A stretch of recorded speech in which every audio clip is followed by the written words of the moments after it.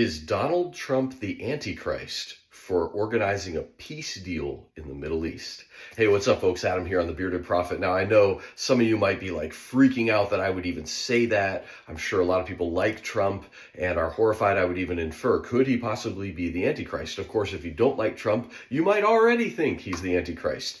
I don't think Donald Trump is the Antichrist. In fact, I'm pretty certain he is not. But let's examine briefly what if he were, or why might somebody even think that biblically?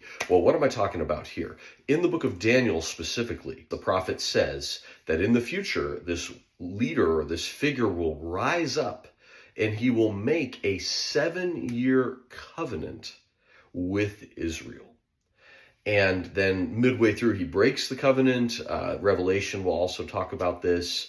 And kind of the 7 years is like a kind of a peace deal. It's a government agreement. But then halfway through, for 3.5 years, the final, it's like it goes from peace to war. It's like an unveiling. And it's the worst time in world history and certainly in Jewish history. It's called the time of Jacob's trouble. The Jewish people get pushed almost to extinction.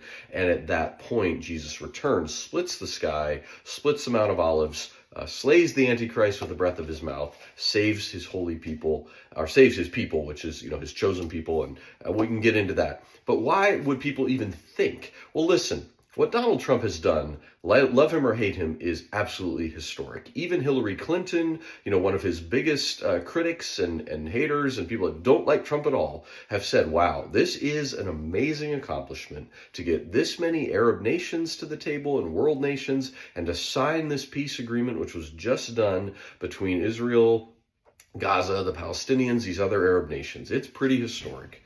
And if you look, Trump is getting a lot of praise. A lot of world leaders are lauding him, rightfully, saying this wouldn't have happened without him because he's kind of bullish on things.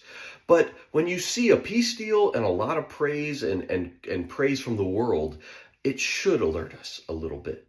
Now, again, I do not think Donald Trump's the Antichrist. In fact, I'm fairly certain he's not.